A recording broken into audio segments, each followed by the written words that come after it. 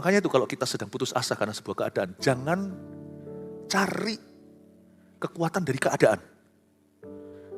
Karena kalau kita cari-cari dari keadaan, kita tidak akan keluar dari keadaan itu. Cari kekuatan itu pada Tuhan. Kalau kita putus asa karena suatu keadaan, cari kekuatanmu pada Tuhan. Bukan melihat keadaan. Cari Tuhan. Ini yang dilakukan oleh Daud ketika semua kejadian ini. Dia mencari Tuhan. Katakan mencari Tuhan. Itu, ingat ya, mencari Tuhan itu pasti ketemu Tuhan. Orang yang ketemu Tuhan tidak akan mati.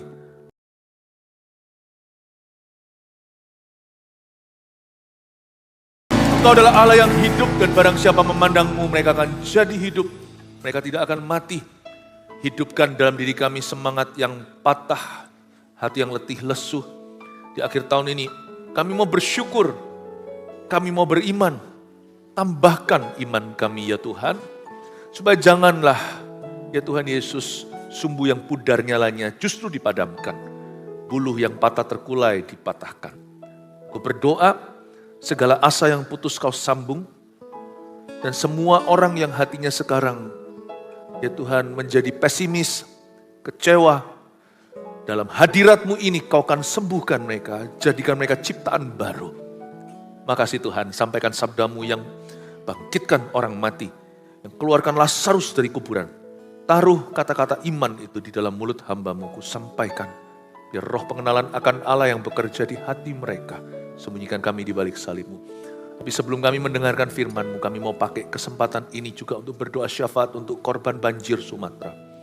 Ampuni bangsa dan negeri ini dan semua dosa yang kau temukan di bangsa kami. Hamba berdoa supaya Indonesia diberkati, ya Tuhan Yesus, dan dijauhkan dari semua malapetaka. Hamba berdoa jangan sampai ada bencana susulan baik di Sumatera atau manapun juga. Ampuni Tuhan dan nyatakan kemurahan-Mu. Pakai pemerintah, masyarakat, dan gereja. Khususnya kau urapi MSP Tuhan untuk bergerak di Sumatera. Terima kasih Tuhan. Dalam nama Yesus, haleluya. Amin. Shalom semua, puji Tuhan. Silakan duduk kembali. Pesan Tuhan hari ini 5 kali saya khotbah di live streaming kemana-mana di gereja kita. Adalah firman untuk membantu Anda dalam pergumulan hatimu. Dan topik tema besarnya dalam mengakhiri tahun dalam kemenangan, karena waktu saya berdoa saya merasa saya harus ajarkan attitude atau sikap hati yang diberkati oleh Kristus. Dan mungkin kita sekarang mengalami beberapa permasalahan yang belum selesai tahun ini. Tapi gak apa-apa. Asal hari ini kita bersandar pada Tuhan, pasti ada jalan keluar. Katakan amin. Mari kita belajar dari sebuah cerita, ada 15 ayat yang saya pilih untuk Anda. 1 Samuel 30 ayat 1-15. Sebelum kita baca, saya kasih satu definisi singkat. Nanti saya tidak akan kasih poin-poin 1, 2, 3. Jadi Anda mesti rangkumkan sendiri, terima sendiri rema yang khusus untuk dirimu. Putus asa itu adalah kondisi hati yang udah gak bisa lihat masa depan. Apakah masa depan sama sekali berarti orang itu udah give up atau sudah menyerah atas hidupnya, atau di area tertentu dia give up. Di area ini sudah aku angkat tangan, udah gak ada jalan. Putus asa ialah sebuah kondisi jiwa yang menyerah sebelum kemenangan dia akan lihat. Biasanya orang itu patah semangat lalu dia itu lemparkan handuk putih, lalu dia quit, itu biasanya selangkah sebelum victory masalahnya. Putus asa itu seperti demam berdarah. Tinggi-tingginya panasnya itu sebentar lagi sembuh. Kalau di treatment loh ya, kalau dibiarkan ya bisa mati. Putus asa kalau diserahkan ke tangan Tuhan, kalau kita hadapi dengan benar, dia bisa menjadi berkat terselubung. Tuhan tuh bisa reverse, dia tuh bisa memutar balikkan kondisi terpuruk menjadi kondisi terbaik. Tuhan tuh ahlinya mengubah ujian iman kita menjadi kesaksian iman kita. Tapi putus asa tidak bisa otomatis. Kalau kita biarkan dia buat kita mati di dalam. Orang yang sudah putus asa adalah orang yang jadi zombie.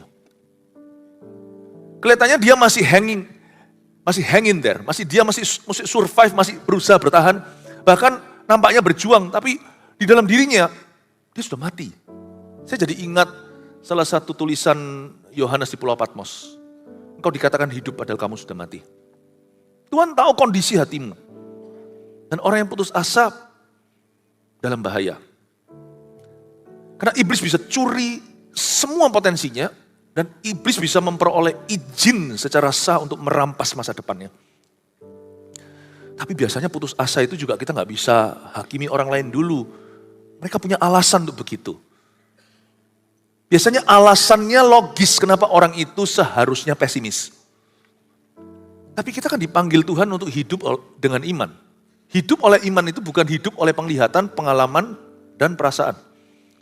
Tapi hidup berdasarkan janji. Kalau Tuhan belum menyerah, tak sepatutnya Anda menyerah. Karena dalam Kristus selalu ada jalan, dia adalah jalan kehidupan.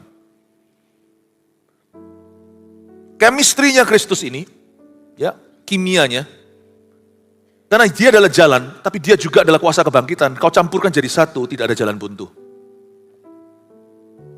Kalau jalan ketemu kebangkitan, apapun yang terbakar bisa dibangun kembali. Apapun yang hilang bisa dicari lagi. Kalau dia hanya jalan, lalu habis mati ya sudah. Berarti jalan buntunya adalah kematian. Tapi karena waktu Tuhan Yesus mati, dia bangkit kembali. Dia janji sama kita, apapun bisa dibangkitkan, mau dikalahkan. Jangan bunuh diri. Dalam Kristus, waktu jalan di depan buntu, sekalipun jalan ke depan tidak ada lagi, jalan ke atas selalu terbuka. Ada kuasa dalam doa. Ada kuasa dalam iman. Kuasa kebangkitan dengan Kristus sebagai jalan, kau gabung jadi satu, sudah menghapus lama-lamanya hak kita untuk menyerah. Kewajiban kita hanyalah percaya. Cuman kalau lagi putus asa itu percaya dengan iman yang besar itu susah. Nah disinilah triknya nanti waktu kita baca. Percaya itu ambil langkah-langkah kecil. Orang yang putus asa tidak boleh ambil langkah besar. Dia kalau ambil langkah besar nanti dia akan kalut lagi. Dia harus ambil langkah kecil. Mari kita baca dulu ya. Siklak terbakar. Pembalasan Daud kepada orang Amalek, ini ceritanya ayat 1. Ketika Daud serta orang-orangnya sampai ke Siklak. Ini ada sebuah kota namanya Siklak. Pada hari yang ketiga, ya, dia pulang kampung halaman sama pasukan-pasukannya. Ternyata waktu dia sampai ke rumahnya dan rumah-rumah mereka, orang Amalek telah menyerbu tanah Negeb dan Siklak. Dua kota dihajar Amalek, Negeb dan Siklak. Kebetulan Siklak adalah tempat Daud dan 600 pria yang bersama dengan dia beserta keluarganya menjadi tempat tinggal mereka bersama. Cowok-cowoknya pulang, istri anak mereka raib tidak di tempat. Kalau kita cinta keluarga kita, lihat pulang ke rumah, rumahnya terobrak-abrikan, habis dirompak. Lalu kita lihat sandal anak di sana, HP istri ketinggalan, satu keluarga diculik. What do you think you will feel? Bagaimana kira-kira perasaan Anda? Sangat lumrah mereka putus asa. Ayat 2. Perempuan-perempuan dan semua orang yang ada di sana, tua dan muda, telah ditawan mereka. Mereka siapa? Orang Amalek. Dengan tidak membunuh seorang pun. Tolong digarisbawahi dulu, nanti kita ke situ. Ngerinya perempuan-perempuan dan anak-anak kecil ditawan oleh Amalek. Anda mesti tahu Amalek itu siapa? Amalek itu musuh bebuyutan orang Israel selain Filistin. Cuman Amalek ini licik sekali. Kalau orang Filistin itu berhadapan muka, Goliat sama Daud contohnya nanti. Ya, mereka itu dari depan. Perangnya gentleman, 1 lawan 1, siapa kalah jadi budak yang menang. Orang Amalek itu kancil. Dia itu selalu hantam Israel dari barisan terbelakang. Yang paling belakang itu dihajar dan diculik dan dirampok sama mereka. Orang Amalek ini lambang kedagingan hari ini kalau secara rohani. Orang Amalek adalah bangsa campuran ya, mereka blasteran ini sama seperti orang Filistin. Dan orang Amalek ini jahatnya setengah mati sudah. Sudah kalau jatuh ke tangan mereka, nggak mungkin nggak dihabisi, udah gitu aja. Ini orang-orang sudah nggak ada moralnya. Sehingga sampai di perjanjian lama mereka harus ditumpas. Mereka tuh nggak kenal belas kasihan. Paling tidak kalau perang itu kan masih ada fair-fairnya. Fairnya apa? POW, prisoners of war, atau tahanan perang tuh tidak boleh dibunuh kalau mereka sudah menyerah, tidak boleh didor. Ditahan ya. dimasukkan ke kamp konsentrasi atau dimasukkan ke dalam bui. Tapi mereka bukan tipe gitu. 100%, 1000%, 1.000.000% dibunuh. Jikalau bukan dianiaya dulu. Orang Amalek ini sebenarnya ada karena salahnya Saul. Sebenarnya mereka sudah punah, tapi Saul masih simpen satu rajanya dulu. Ingat gak ceritanya waktu Israel menang perang, Samuel belum datang. Samuel datang telat berapa hari. Ya, bukan karena Samuel lelet, tapi menguji imannya dan ketaatan mereka. Apakah mereka itu aji mumpung sebagai bangsa atau mereka taat pada perintah Allah waktu tidak ada sepasang mata melihat. Tuhan mau membentuk satu negara, satu bangsa yang punya integritas. Luar dalam sama. Samuel datang, firman Tuhan dilanggar. Sudah beritahu, tunggu. Untuk mempersembahkan korban itu harus imam. Mereka langsung aja pergi berperang, halalkan semua cara. Lalu setelah mereka menang, Tuhan sudah bilang tumpas. Disimpan wagyu-wagyunya. Itu namanya orang kalau taat sama Tuhan itu tebang pilih. Lalu rajanya tidak dibunuh. Justru rajanya itu paling bahaya, namanya Agag. Samuel ngamuk, datang tahu itu dicincang-cincang. Eksekusi, capital punishment, hukuman mati. Tapi kan sempat hidup berapa minggu, pasti dikasih wanita. Karena Saul itu orangnya tipenya lobby-lobbyan dia. Meskipun raja itu jadi tawanan tapi dijadikan teman. Jangan kompromi sama setan. Berapa minggu itulah keluar yang namanya revivalnya orang Amalek. Apa yang kau biarkan hari ini nanti suatu hari akan menghantuimu. Apa yang kau toleransi hari ini akan jadi bahaya bagimu. Bukan sekarang mungkin, nanti waktu kau jaya. Jatuh itu bukan sekarang, jatuh itu nanti. Sekarang terlalu pendek, nanti lebih tinggi. Hati-hati ya, apa yang kau berhalakan di hidupmu nanti tidak akan kau nikmati. Kalau seks sebelum nikah, itu segala-galanya. Nanti dalam pernikahanmu, kau cari seks bukan dari suami atau istrimu, dari orang lain.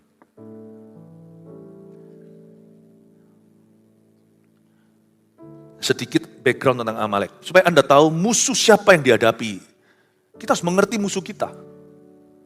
Tapi zaman ini sekarang, peperangan kita bukan melawan darah dan daging. Sekarang jadi Anda punya satu idea, punya satu gambaran. Jatuh ke tangan Amalek, gak mungkin luput sudah. Karena mereka hampir dihapuskan. Orang itu kalau sudah hampir mati gak jadi, nanti kalau dia nanti memerintah, dipastikan semua musuhnya binasa. Karena dia nyaris saja tidak punya nyawa, pasti setelah itu dia membabi buta. Orang Amalek tahu potensinya Israel.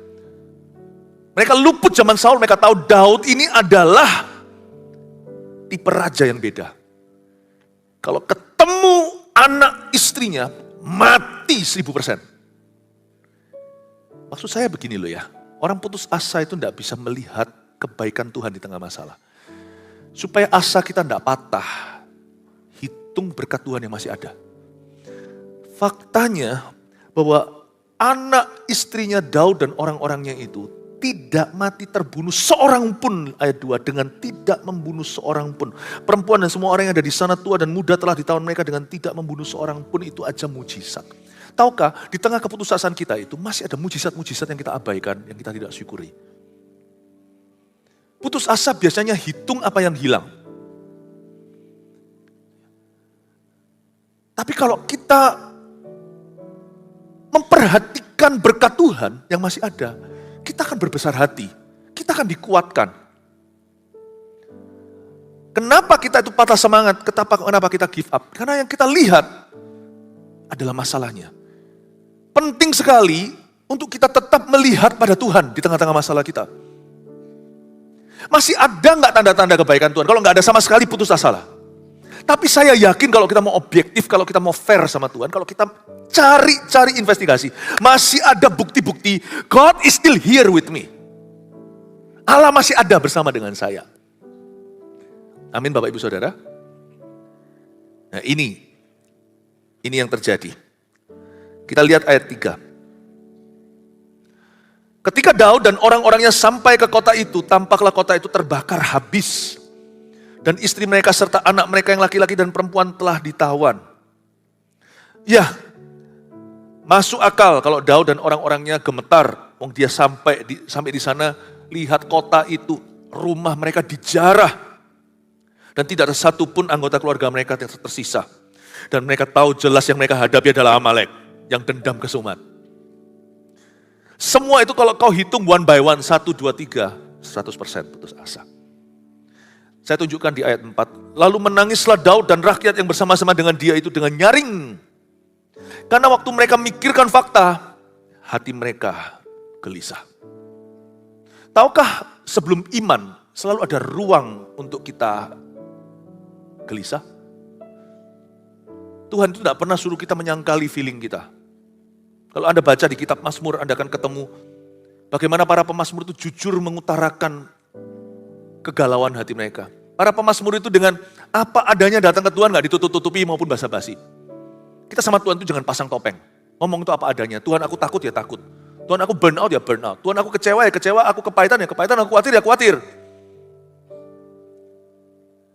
Tetapi dalam keputusasaan Anda, dalam keputusasaan kita boleh masuknya gelisah, tapi harus terjadi perang di dalam batin kita, keluarnya jangan gelisah. Jangan keluar dari ruang doamu atau jangan keluar dari pintu gereja ini sebelum terjadi terobosan sampai terjadi kelepasan damai sejahtera. Doa itu bukan basa-basi, masuk itu dengan liturgi. Karena kita mau ketemu Tuhan, liturgi itu hanyalah kendaraan. Kalau kita masuk ke dalam hadirat Tuhan, ini cara saya berdoa. Bukan saya itu bergantung perasaan, bukan. Tapi ada testimoni, ada kesaksian roh. Manusia roh kita itu dihidupkan waktu kita lahir baru, berarti di dalam diri kita itu kita bisa merasa doa kita kesampaian atau tidak. Pakai itu. Ada orang berkata kalau ikut Tuhan itu tidak usah pakai perasaan. Kenapa Tuhan ciptakan kalau gitu? Tuhan kasih perasaan itu supaya kita pakai dengan cara yang benar. Kalau saya masuk ke dalam hadirat Allah, saya benar-benar bukan mau merasakan Tuhan gerengnya apa, kalau nggak ada Tuhan nggak ada, bukan begitu. Tapi saya akan berdoa demikian rupa, saya minta kesaksian roh di dalam hati saya. Kalau doa saya sudah sampai, dan sudah sampai pada Tuhan dan sudah didengarkan. I will not stop praying until there is a breakthrough in my heart. Saya tidak akan berhenti berdoa sampai terjadi terobosan di dalam hatiku. Kalau gitu bagaimana aku tahu kalau aku akan menang nanti dalam kehidupanku? Meskipun pada waktu saya berdoa, saya merasakan kelepasan damai sejahtera, masalah saya tetap sama, tetap ada tempatnya, tidak berubah. Gak apa-apa. I need the Holy Spirit's testimony. Saya butuh kesaksian Roh Kudus dalam hatiku. Makanya doa perlu konsentrasi. Karena kesaksian Roh itu sangat tipis sekali. Ada kesaksian Roh di dalam diri saya. Seperti Roma 8 katakan, dan Roh itu akan bersaksi bersama dengan rohmu bahwa bersama dengan roh kita bahwa kita adalah anak-anak Allah. And the Spirit will testify with our spirit that we are God's children. Dan roh itu akan bersaksi bersama dengan roh kita bahwa kita adalah anak-anak Allah. Yang dimaksud dengan anak itu berarti juga pewaris-pewaris janji. Dan akan ada janji-janji yang melompat dan kita warisi di dalam alam rohani sebelum itu terjadi. Dan kita tahu, God has just spoken to me. Tuhan barusan berbicara kepadaku. Sesuatu itu hidup. Seperti barusan saja saya jadi Lazarus yang dibangkitkan dari kuburan. Jangan keluar dari ruang doamu sebelum hatimu tahu. Nah kalau gitu kan kita akan terus-menerus berdoa. Kita kan gak keluar-keluar. Enggak lah, doa yang benar pasti keluar nanti. Karena ada ayatnya. Barang siapa mencari aku pasti akan menemukan aku. Tidak ada Tuhan main petak umpet. Tuhan akan biarkan orang itu berdoa, di situ lalu mati di ruang doanya. Karena doa tidak mematikan, doa menghidupkan. Ada satu titik Tuhan akan berkata pada Musa, turunlah gunung, bangsamu membutuhkanmu. 40 hari di situ Tuhan berkata, enough is enough, cukup. Bukan berarti Tuhan muak sama dia, bukan. Tapi Tuhan berkata, kau punya tugas. Tapi Musa tidak turun sebelum dia membawa 2 loh batu. Jangan keluar dari ruang doamu itu tangan hampa. Hampa janji, hampa hati. Makanya itu orang kalau datang ke gereja, dia tidak punya ekspektasi apa-apa. Dia tidak mau ketemu Tuhan, dia tidak akan ketemu lah. Saya kalau datang ke gereja, saya bawa hidup saya kepada Tuhan. Dan saya bawa syafaat saya. Saya bawa beban saya. Kemarilah yang letih lesu dan berbeban berat. Tidak berhenti di sana. Keluar dari ruang doa saya atau keluar dari ruang gereja. Saya membawa kuk yang ringan. Bebanku masih sama, tapi aku sekarang mendapatkan kesaksian roh di dalam jiwa saya. Makanya tuh orang kalau berdoa ketemu Tuhan, pasti setelah itu dia dihidupkan. Tidak ada orang bisa stay putus asa dan tetap putus asa setelah masuk hadirat Allah. Karena orang kalau masuk hadirat Tuhan, pasti ketemu Tuhan. Orang yang ketemu Tuhan tidak mati lagi. Amin Bapak Ibu. Makanya itu kalau kita sedang putus asa karena sebuah keadaan, jangan cari kekuatan dari keadaan. Karena kalau kita cari-cari dari keadaan, kita tidak akan keluar dari keadaan itu. Cari kekuatan itu pada Tuhan. Kalau kita putus asa karena suatu keadaan, cari kekuatanmu pada Tuhan. Bukan melihat keadaan. Cari Tuhan.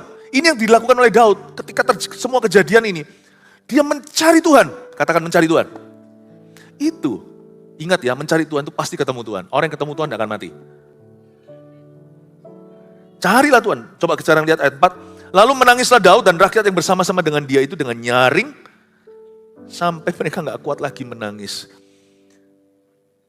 Kenapa Daud dan rakyat yang bersama dengan dia menangis? Menangisnya bukan biasa-biasa.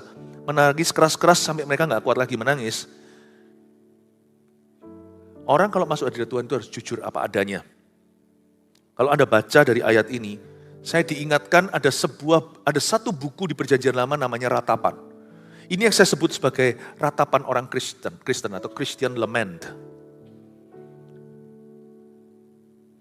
Saya kalau ada beban, saya pasti datang ke Tuhan. Saya ingatkan saya sendiri, orang yang smart akan datang ke Tuhan dulu. Saya pasti akan datang ke Tuhan. Karena saya tahu, apapun keadaan yang kuhadapi, yang paling buruk sekalipun, hanya Tuhan yang bisa menolong aku. Dan waktu saya datang ke Tuhan, saya nggak datang pretty face dengan wajah yang indah, bersinar terang. Kadang-kadang saya akan datang dengan wajah yang sangat-sangat gloomy, yang sangat kelabu. Dan saya kalau datang dalam kondisi putus asa sama Yesus, saya akan meratap. Seperti Daud menangis. Karena saya tidak pura-pura, saya tidak manis-manis. Kalau saya datang ke Tuhan itu, saya datang beritahukan kepada Tuhan apa yang membuat hatiku cemas. Christian Lament, there is a place, ada ruang untuk ratapan dalam kehidupan orang Kristen. Merataplah jikalau perlu. Daud tahu betapa seriusnya kondisinya. Dia tahu bahwa istri anak-anaknya dan istri anak-anak rakyat yang bersama dengan dia semua dalam real danger, dalam bahaya yang nyata. Dia nangis. Ayat ini menjelaskan kepada kita bahwa dalam keputusasaan kita sebenarnya kita masih punya kekuatan sisa. Pakailah kekuatan sisa itu untuk mencari Tuhan. Daripada dipakai untuk menangis tanpa tujuan. Anda baca ya, Daud nangis, rakyat yang bersama dengan dia juga nangis. Sampai mereka gak kuat lagi menangis. Berarti pencobaan dalam pencobaan yang demikian rupa aja Daud dan rakyatnya masih kuat. Orang putus asa itu gak putus sungguhan loh. Dia masih kuat. Saya jadi ingat, saya waktu kecil pernah lihat cicak yang ekornya kepotong. Oh, masih bisa jalan tuh ekornya. Jikalau kau dan aku kira dalam keputusasaan kita sudah selesai, game over, kita tidak bisa apa-apa, salah. Masih ada sisa-sisa, kita masih gerak. Pakai sisa-sisa itu untuk cari Tuhan. Bukankah ada ayatnya berkata, kau tidak akan dicobai melebihi kekuatan? Kalau kita masih kuat untuk nangis, berarti kita masih kuat dalam masalah itu. Kalau kita masih kuat untuk ngomel, berarti kita masih kuat. Cuman salah alokasi kekuatannya. Daripada energi sisa dipakai untuk mengeluh, menggerutu yang tidak berhasilkan apa-apa. Pakai untuk berdoa, bersyukur, dan minta bala bantuan. Ada orang juga dalam keterpurukan hidupnya bisa marah sama Tuhan. Ngamuk-ngamuk, ngomong sama temannya, Tuhan itu kalau baik kok. Kenapa Tuhan izinkan begini? Aku loh melayani Tuhan. Cik. Daripada pakai mulut untuk berdosa, pakai mulut untuk berdoa. Aku sudah gak kuat lagi. Cik, koreksi. Apa sih? Taci masih kuat. Aku udah kuat. Masih kuat untuk ngamuk. Suara yang sama lantang berkata, Tuhan tidak adil sama saya. Kenapa tidak diganti aja? Lantang berdoa dan berkata, dalam nama Yesus, aku minta pertolonganmu. Sama-sama jeritnya. Yang satu, hampa di udara. Tidak kembali jadi apa-apa. Yang satu, air matanya ditabung di kirbat Allah. Sebenarnya, di titik mereka tidak kuat lagi, mereka masih kuat. Saya punya satu prinsip dalam hidup ini. Kadang-kadang kalau saya tidak kuat misalnya, loh Pastor Philip bisa kayak gitu? Oh bisa, semua kita sama. Kita terbuat dari daging dan darah.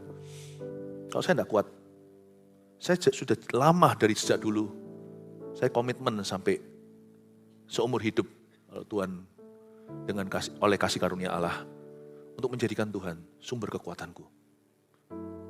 Ketika aku lemah, ketika aku tidak kuat lagi, saya akan jadikan Tuhan sumber kekuatan. Kita lihat ayat 5. Juga kedua istri Daud ditawan, yakni Ahinoam, perempuan Yizril, dan Abigail, bekas istri Nabal, orang Karmel itu. Dan Daud sangat terjepit. Karena, saya tunjukkan ya, rakyat Daud dikira putus asa. Ternyata masih kuat tuh, masih kuat angkat batu. Dan Daud sangat terjepit. Karena rakyat mengatakan hendak melempari dia dengan batu. Seluruh rakyat itu telah pedih hati. Masing-masing karena anaknya laki-laki dan perempuan. Tapi Daud, makanya Daud adalah pemimpin mereka. Bukan karena dia lebih kuat, karena dia lebih smart. Make smarter choice when you're about to give up. Buat keputusan yang lebih baik ketika Anda putus asa. Daud tidak lebih kuat dari mereka. Sami mawon loh, sama-sama anak istrinya ditawan. Sama-sama kalau satu mati yang lain mati. Kenapa mereka mau ambil batu, mau rajam Daud? Tapi mereka semuanya yang putus asa itu ternyata masih kuat. Tapi mereka pakai kekuatan mereka yang sisa untuk perkara yang salah. Daud lebih smart. Dia buat satu keputusan yang indah. Tetapi Daud, ayat 6, menguatkan kepercayaannya kepada Tuhan Allahnya. Daripada tanganku pakai untuk angkat batu, aku punya 2 batu yang kupilih hari ini. Nanti kita lihat di ayat berikutnya. Dia minta baju efod. Anda tahu baju efod itu baju imam. Di dalam baju imam itu seperti rompi. Dia seperti rompinya imam perjanjian lama. Di dalamnya ada satu kantong. Di dalam kantong itu ada 2 batu. Bukan untuk merajami siapa. 2 batu itu namanya Urim dan Tumim. Itu batu tidak ada lagi di perjanjian baru. Dan tidak perlu. Puji Tuhan itu semua perabotan lenyap. Supaya kita tidak berhalakan. Batu itu zaman dulu kan belum ada Roh Kudus di semua orang. Yang ada hanya pada nabi, raja yang diurapi, dan imam besar saja. Itu pun Roh Kudus bekerjanya tidak sepenuhnya. Pada nabi-nabi, pada hakim-hakim waktu mereka dihinggapi seperti Simson untuk melaksanakan satu tugas khusus. Tapi persekutuan dengan Roh Kudus tidak seperti perjanjian sekarang, perjanjian baru setelah Yesus datang. Setelah robek itu tirai dari atas ke bawah, setelah darah Yesus melunasi dosa. Zaman dulu, orang untuk bisa membuat national decision atau keputusan nasional, mereka minta sama imam untuk berdoa, tidak asal-asalan lempar dadu. Tapi setelah mereka doa di titik tertentu, di menit tertentu, ketika hati mereka kusyuk, batu dilemparkan, serang atau tahan, ya atau enggak. Urim dan Tumim adalah batu yes or no. Saya nggak perlu itu sekarang. Saya sudah punya guidance di dalam. Saya punya guardian, yaitu Roh Kudus dalam diri. Dan saya punya Alkitab yang merupakan pelita bagi kaki, terang bagi jalan. Jauh lebih bagus dari Urim Tumim. Saya tidak iri dengan perjanjian lama. Mereka cuma taunya ya atau tidak. Sekarang kita bisa dialog dengan Tuhan. Meskipun kita tidak mendengar suaranya secara audible. Tapi coba ya. Yang lainnya angkat batu untuk rajam Daud. Lampiaskan kepahitan. Ternyata orang putus asa itu masih kuat. Tapi alokasi energinya salah. Tapi Daud dalam keputusasaannya. Dia pakai apa yang sisa, kekuatan rohani dan kekuatan mental dan emosionalnya. Kekuatan fisik juga kan, dia lelah, dia pulang tuh 3 hari setelah itu. Setelah kerja, dia pakai apa yang sisa untuk berlutut di hadapan Tuhan. Ambil batu bukan untuk merajami, ambil batu untuk cari Tuhan. Urim dan Tumim, yes or no Tuhan. Bisakah aku ngejar orang Amalek ini? Dia cari kehendak Tuhan. Kalau aku boleh tahu, dia enggak tanya istri anak-anakku masih hidup enggak? Dia berkata, apakah aku bisa merampas kembali tahanan ini? Apakah aku bisa merampas, aku bisa memutarbalikkan keadaan ini? Dan Urim Tumim berkata, batu itu nyala. Tradisi mengatakan bahwa nanti yang Tuhan bilang ya atau enggak itu yang nyala batunya. Tuhan berkata, yes, go. You shall have victory. Kamu akan menang. Saya pelajari ada 2 tipe orang waktu putus asa. Yang satu kepahitan. Yang satu kecewa, yang satu lagi cari Tuhan. Ternyata itu membuat perubahan hasil akhirnya. Skor terakhirnya itu sangat beda. Bumi dan langit bedanya. You see, asamu bisa putus, you still have an attitude to cultivate. Anda dan saya masih punya sikap hati untuk kita pilih. Sikap hati itu adalah kehendak bebasku. Dalam kondisiku yang paling terjepit, aku punya komitmen mati dengan Tuhan. Dalam suka maupun duka, dalam kaya atau miskin, dalam sakit atau sehat, aku sudah berkata saya bersedia, hari saya terima Tuhan. Hari saya terima Yesus, saya sudah berkata kepada sorga, kepada Bapa di hadapannya, I do. Dalam waktu aku terhimpit, aku punya komitmen pada Tuhan. Dengan apa yang sisa, aku cari engkau. Orang putus asa bisa menggenapi satu perintah ini. Bukankah perintah Allah berkata yang pertama, kasihilah Tuhan Allahmu dengan segenap hatimu.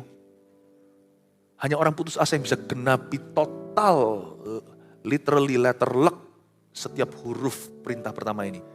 Karena hanya orang putus asa bisa lanjutkan kalimat itu dengan segenap kekuatan. Belum sampai titik putus asa, Anda belum bisa membuktikan mengasihi Tuhan dengan segenap kekuatan. Hanya segenap hati, segenap akal budi, segenap jiwa. Segenap kekuatan itu adalah komitmen kita untuk mengasihi Yesus saat putus asa. Untuk mencari Tuhan. Daud lakukan itu. Daud menguatkan kepercayaannya kepada Tuhan. Bagaimana caranya hari ini kita melakukan yang sama? Dalam keputusasaan hidup kita, remember Jesus. Ingatlah Yesus di Kalvari. Ingatlah Yesus yang tidak give up untuk kita. Itu akan menjadi kekuatan kita. Detik di mana saya sendiri, kalau saya digoda, kalau saya dicobai untuk menyerah dalam satu hal, dua hal, saya selalu ingat Tuhan. Mengingat Tuhan di Kalvari, dia tidak pernah menyerah atas saya. Saya menolak untuk menyerah. Daud menguatkan kepercayaan kepada Tuhan itu gimana? Mungkin ya, hanya Daud yang tahu. Suatu hari kita interview nanti di sorga. Mungkin dia ingat pertolongan Tuhan sebelumnya. Dia ingat Tuhannya setia. Gimana lagi caranya menguatkan kepercayaan kita kepada Tuhan saat putus asa? Yaitu dengan menyembah saat kita lemah. Menyembah saat kita lemah, worship through weakness. Gimana caranya? Mungkin bukan penyembahan yang flamboyan, bukan penyembahan yang sensasional, bukan pilihan lagunya. Mungkin duduk diam pas kita lagi down banget. Jangan dengarkan lagu-lagu yang depresi. Jangan dengarkan lagu-lagu dunia yang justru membuatmu semakin feeling blue. Membuatmu semakin jadi galau. Mungkin kita perlu duduk tenang. Waktu kita lagi nggak kuat. Dengarkan musik-musik rohani. Mungkin kita sendiri nggak kuat nyanyi. Biarkan orang lain yang nyanyi. Kita duduk diam di sana. Jangan tergesa-gesa untuk keluar dari situasi itu. Itu akan sangat membantu. Yang pasti juga duduk dalam gereja. Bukan justru lari dari pertemuan. Duduk dalam gereja seperti ini. Mungkin orang lain nggak ngerti. Anda dikira jam gini kok udah mabuk. Orang kalau nggak ngerti ya, kalau nggak penuh Roh Kudus kiranya Anda kenapa? Waktu Hana lagi komat kamit mulutnya, dia sedang bergumul dalam jiwanya. Pergumulan berat itu bagi seorang wanita. Istri sah seorang laki-laki tidak bisa memberi keturunan. Dan madunya, yaitu istri suaminya yang kedua malah justru kasih dia banyak anak. Itu pukulan luar biasa di zaman itu. Dia komat kamit, dia sampaikan kepedihan jiwanya. Waktu dia putus asa, dia datang ke bait Allah. Waktu Anda putus asa, Anda datang kemana? Alkohol? Kita kemana? Pornografi? Apakah kita lampiskan dengan batu tersebut untuk merajami? Mungkin bukan batu sungguhan. Mungkin kecanduan. Kita kira kalau kita putus asa, kita lagi down, lagi burn out, gitu lah, lagi jenuh. Kita pergi tempat yang rame, di mana ada angin. Tuhan tidak di sana. Seperti cerita Elia. Di mana ada api yang hot lagi, tidak ada Tuhan di situ. Di mana ada gempa bumi, cari yang sensasional, cari yang gede-gede, cari yang gimana mengisi jiwa. Ayo kita tambah hobi, ayo kita begini, ayo kita pesta. Mungkin kita kurang pesta. Gak ada Tuhan di sana. Waktu kita lagi putus asa, duduk diam. Worship through weakness, menyembah di dalam kelemahan. Datang dalam kelemahan, datang ke gereja. Duduk di kursi itu. Nangis-nangislah, gak ada orang yang menghakimimu. Kalau ada yang menghakimimu, dia yang kurang mengerti. Asal kita tidak naik ke kursi, tendang kanan kiri. Kita tidak cari perhatian, kita cari Tuhan. Waktu kita datang duduk dengar church music, sesuatu akan uplifted, sesuatu akan diangkat. Anda akan merasa jiwa Anda terangkat. Dan itu bukan perasaan. Itu sungguh-sungguh adalah spiritual strength atau kekuatan rohani yang kau terima saat di hadirat Allah. Bagaimana caranya menguatkan kepercayaan kita dalam Tuhan? Secara relevan hari ini. Yaitu kita mandi firman. Kita membaca Alkitab. Mungkin baca Alkitab gak bisa banyak-banyak. Orang putus asa itu sudah kalap, sudah gelap. Dia baca apapun juga itu sudah gak nafsu. Seperti orang yang sakit mah gak selera. Tapi apa nasihat dokter kalau kita sakit mah? Ayo. Selain minum obat, tetap ada urapan Tuhan yang harus menjamah kita. Gak bisa sembuh sendiri tentunya. Ingat gak kalau kita sakit mah? Siapa di sini pernah sakit mah? Angkat tangan. Ya. Siapa di sini gak punya mah? Kalau sampai angkat tangan kita cek apakah ada perutnya. Kalau kita lagi sakit mah, apa nasihat mama? Ingat Bapak Ibu? Suka, kepingin gak kepingin makan? Makan dikit-dikit. Sering tapi dikit-dikit. Jangan langsung makan banyak. Atau gak makan sama sekali. Makan teratur tapi makan dikit-dikit. Harus ada. Betul kan? Ayat juga bisa begitu, makan dikit-dikit. Kalau kita baca banyak mungkin kita gak selera dan kita gak ngerti. Dan kita memang tidak lagi mood untuk baca. Bukan alasan. Saya gak mood-moodan. Kalau baca Alkitab saya punya disiplin. Orang yang punya disiplin rohani tidak akan sakit mah rohani. Tapi jaga-jaga kalau sakit mahnya datang duluan. Ya sudahlah. Saran saya adalah baca ayat-ayat yang memang khusus bicara di area itu kepadamu. Apalin tuh, hafalin kalau perlu Anda hafalin, memorize itu. Tulis kayak atau taruh di reminder atau di HP-nya. Kalau perlu ganti itu, biasanya HP itu yang muncul dulu, biasanya foto apa segalanya. Khusus hari-hari kau sakit mah, munculkan ayat itu. Ingati, kasih tanda di Alkitabmu. Confess those scriptures. Ayat-ayat itu diakui terus dengan mulutmu. Karena aku dapat melakukan segala perkara di dalam Dia yang memberiku kekuatan. Kalau perlu ada sudah bisa bahasa lain juga bisa saling melengkapi. I can do all things to Christ who gives me strength. Christ giving me strength. Tuhan yang memberiku kekuatan. Tuhan beriku kekuatan. Kita bisa baca ayat kalau lagi sakit mah rohani. Itu bisa nangis loh waktu kita baca ayat-ayat tertentu itu. Ayat campur air mata, hati-hati itu jadi iman. Di saat-saat seperti itulah iman jadi nyata. Saya mungkin tidak mengharapkan dan menuntut Anda, saya sebagai gembala, baca berapa pasal. Makan dikit-dikit. Sampai asamu nyambung, tidak putus lagi. Nanti seleranya datang, steak pun menyusul. Cara menguatkan kepercayaan dalam Tuhan itu, simple step, langkah-langkah sederhana. Baca Alkitab. Supaya perasaanmu tidak jadi champion dalam situasi itu. Renungkan firman.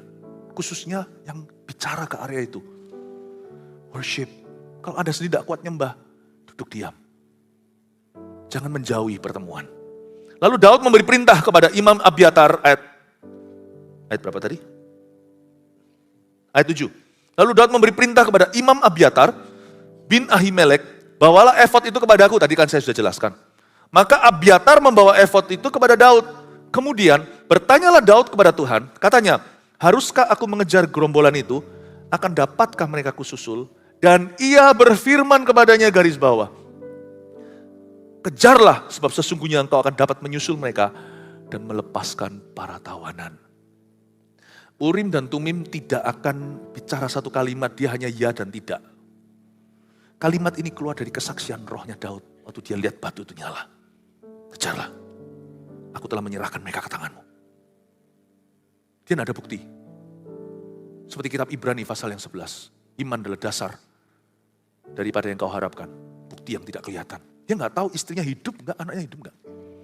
Tapi dia dikuatkan manusia rohnya. Coba lihat langkah pertama.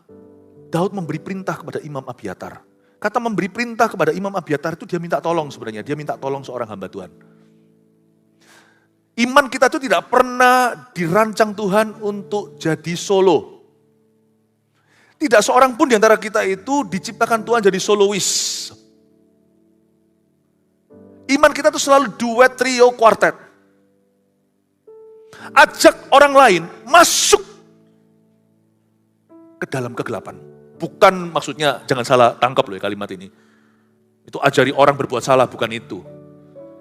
Ajari orang dalam keputusasaan itu berarti Anda membuat yang lainnya juga jadi putus asa, bukan. Ajak orang-orang yang tepat masuk dalam kegelapanmu untuk menolongmu. Daud minta Imam Abiatar.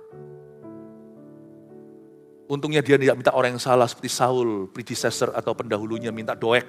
Ada seorang yang namanya Doeg. Atau minta siapa, Daud minta imam. Nah harus pendeta. Your spiritual leader, pemimpin rohani terdekat. Misalnya di CG, suami istri kalau salah satu lebih kuat. Keluarga, itu backup yang luar biasa. Itu support system kita semua butuh. Atau hamba Tuhan misalnya gembala sidang, gembala lokalnya. Daud memberi perintah kepada Imam Abiatar bukan berarti dia perintah-perintah. Karena dia raja kan, tapi dia minta tolong sama seorang imam. Bring other people into your darkness. Kalau Anda putus asa itu, justru jangan mengunci pintu, mengunci diri lalu menarik diri. Orang putus asa itu biasanya kecewa, menarik dirinya. Orang putus asa itu bisa jadi begitu. Dan paling bahaya adalah orang kalau putus asa itu jadi gelap mata. Bunuh diri.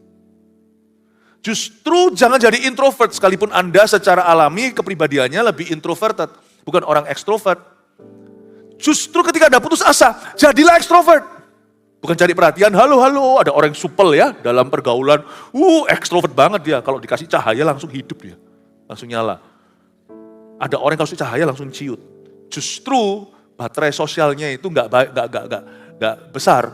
Jadi ketemu orang 2-3 udah lelah. Tapi ketika Anda putus asa, semua harus jadi ekstrovert. Bukan berarti ke sana mana-mana minta tolong sama orang lalu jatuh ke tangan yang salah. Pergilah ke alamat yang tepat dan minta tolong kepada orang-orang yang Tuhan taruh sebagai guardian di hidupmu. SOS 911, help me. Jangan hanya help me God, help me friend, my friend, bantu saya. Itu kuncinya orang putus asa. Waktu dia buka, kemenangan mulai terjadi. Maka Abiatar membawa effort itu kepada Daud. Ya. Lalu pergilah Daud, lihat sekarang ayat yang berikutnya. Pergilah Daud beserta ke 600 orang yang bersama dengan dia, ayat 9, dan sampailah mereka ke sungai Besor. Sementara orang-orang yang mau tinggal di belakang berhenti di sana. Maka Daud melanjutkan pengejaran itu beserta 400 orang. Singkat cerita, dari 600 orang yang pergi sama Daud, 200 lelah. Ya sudah kamu tinggal dulu, 400 yang pergi kejar. 200 orang yang terlalu lelah untuk menyeberangi sungai Besor itu berhenti di sana. Kemudian, ayat 11 ya, sebentar lagi sampai ayat 15 saya tunjukkan ada satu adegan lagi yang ternyata jadi kunci kemenangan mereka. Gak sangka ternyata kunci kemenangan itu di perkara sederhana. Orang putus asa gak boleh cari perkara besar. Dia harus hargai perkara sederhana, belajar happy dengan perkara kecil. Dan belajar lagi seni, to let God's love flow through you. Untuk membiarkan kasih Tuhan mengalir lewat dirimu. Karena orang putus asa itu tidak akan sembuh kalau lihat dirinya. Dia tidak akan keluar dari situasinya.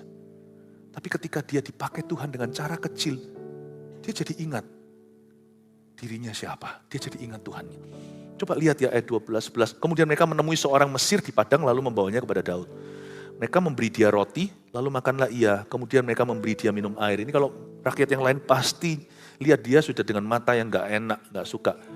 Kenapa kita lagi cari istri anak di mana, kita bahkan gak tahu lokasinya. Malah berhenti kasih bahala bantuan kepada orang yang sekarat mau mati di tengah jalan. Ini bukan waktunya untuk melayani, ini bukan waktunya memperhatikan orang, ini waktunya kita memperhatikan diri sendiri. Tapi Daud tidak peduli. Dan tadi mau dirajam sama orang-orang itu, dia gak jadi. Jadi Daud sudah gak peduli. Daud harus take charge, memimpin dalam situasi ini. Dan ia memberikan kepada orang itu sepotong kue ara dan 2 buah kue kismis. Kue ara, kue kismis itu bukan kue truffle, itu kue murahan, kue pasaran. Waktu orang putus asa, jangan lihat solusi besar. Kapan aku keluar dari ini? Lihat solusi kecil. Kue kismis, kue ara. Dan setelah dimakan, ia segar kembali. Sebab ia tidak makan dan minum selama 3 hari 3 malam. Kemudian bertanyalah Daud kepadanya, budak siapakah engkau? Dari manakah engkau? Siapa kamu? Kalau Daud tahu dulu, ternyata ini adalah hambanya Amalek. Wah, sudah dimanfaatkan. Makanya orang itu kalau melayani itu tidak boleh pamrih, tidak boleh tahu dulu untuk apa.